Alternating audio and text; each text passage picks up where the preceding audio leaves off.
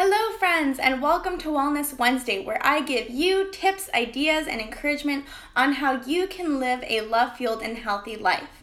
For those of you who don't know me, my name is Ana Maria, and today I'm going to be talking with you about how you can access your creativity for wellness. Now, to start off, I want to share a story from my childhood that used to completely mortify me, but now it's something that I embrace as the beginning of my creative self. So I come from a family that has always really encouraged creativity, and this is something I have always been grateful for. My grandfather was an artist, my brother's an artist, and at family gatherings, all my cousins are known to throw down the sketchbooks, bring out the paints, bring out the colored pencils, and just go. So this was no different when I was a child, and one of the stories that has been told again and again by my family and that I'm going to tell you now starts like this.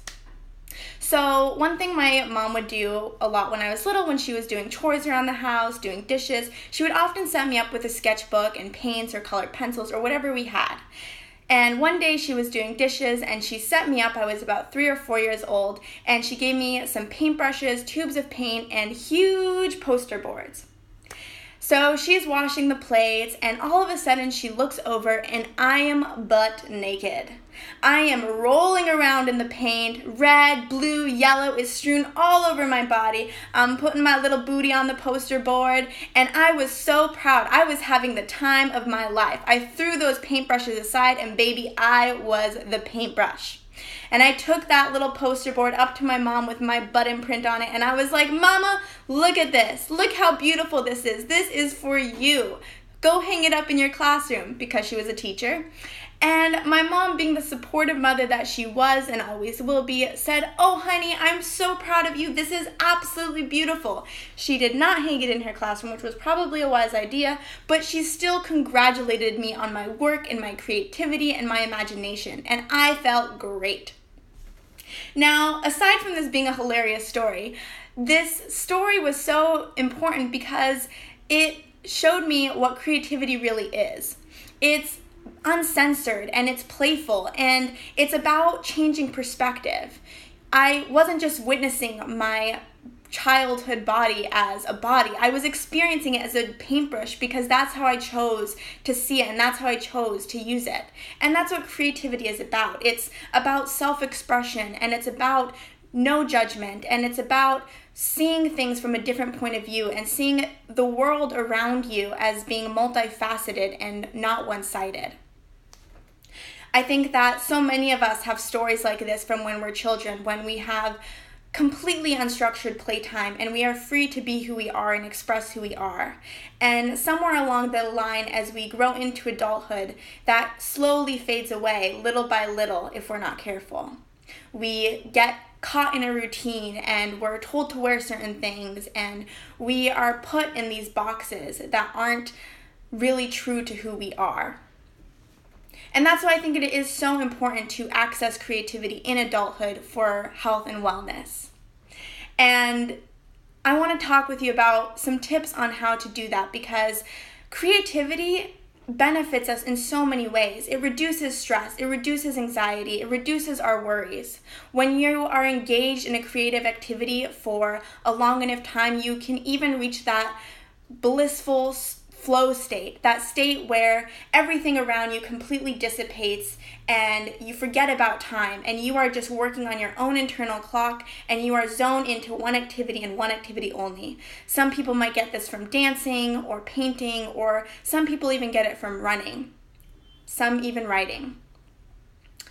When you engage in creativity for shorter amounts of time, you're still able to access that self-expression and to release some of that repression that you have inside of yourself. And this is why it is so important. And I want to let you know also that creativity isn't just about creating art or painting. And I know that I use that as an example, but creativity is so much more. I've talked to so many people before and they say, "Oh, well, I'm not creative." And usually what they mean by that is, "I can't draw." And this really saddens me because it means that somewhere along the line, a teacher or a friend or a parent told them that something they drew was ugly. And so they pushed that pursuit away and they said, "I'm not creative. I can't do that." And it makes me wonder how this has affected them down the line. So I want you to release that idea that creativity is only about art or only about drawing. Creativity can be found in so many outlets besides those things. It can be found in arranging flowers in a beautiful way, or gardening, or cooking. So release that idea, and I want you to listen up for these tips I have for you. The first tip I have for you for activating your creativity is to get inspired. You know, we get so caught in this routine and this rigid lifestyle that it's really important for us to be intentional about breaking away from that. So go visit museums, listen to poetry, go to a concert, read fiction books, do anything that accesses your imagination and gets you outside of your world and into another world. You know, when we're little, it's really easy to do this. We turn everyday objects into weapons, or we turn everyday objects into lightsabers. I know that's a weapon too, that's not a good example, but maybe we create wings with our arms or anything like that. I want you to just get out and get inspired. The second tip I have for you is to turn an everyday activity into a creative pursuit.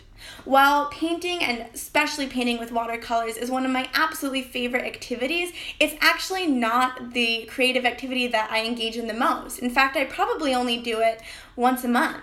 The activities that I do more so are cooking, which is a very creative outlet for me, and getting dressed in the morning.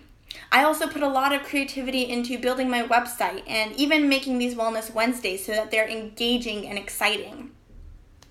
So I want you to think about an everyday activity or even a weekly activity that you can turn more creatively.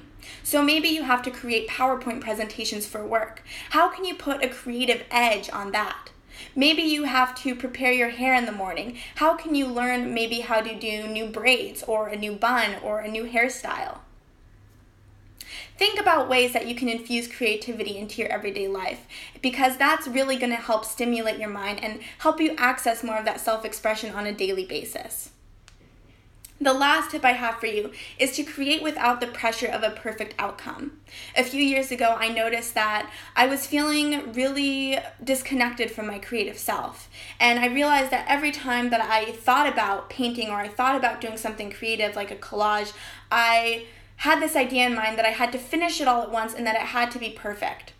And this was really preventing me from being creative at all. And what I really needed was to just get going. I needed to get that pen onto paper, or I needed to get out the glue sticks and just put one piece of a cutout magazine onto paper, and it didn't have to be finished, it didn't have to be pretty, it didn't have to be perfect.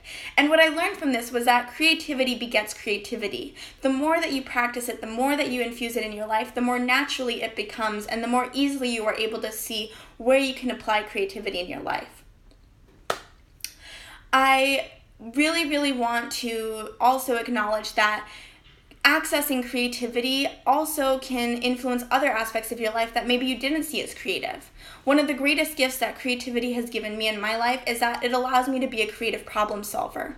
And I think this goes for many people. When you are constantly using your imagination and seeing things in a new perspective, or witnessing objects for different things than what they are, then you're able to have more flexibility in your life. You are able to increase that self-trust because you have the ability to create something that wasn't there before.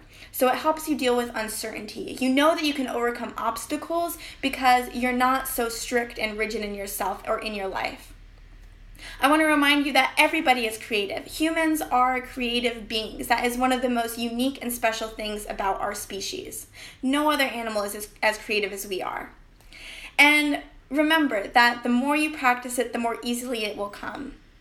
To recap, my tips for you to activate your creativity are to get out and get inspired, 2, to turn an everyday activity into a creative pursuit, and 4, create without the pressure of being perfect. Sorry, that was number 3.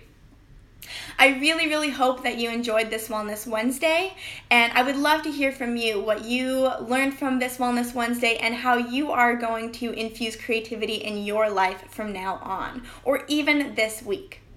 I also want to invite you, if you haven't already, to come sign up for my email list. If you enjoy receiving positive content and love these Wellness Wednesdays or love reading my blog, head over to the link that I'm going to post in my bio. It's in my bio, and then if you're watching on Facebook, I'll just post it below where you can sign up to receive weekly uplifting content by me.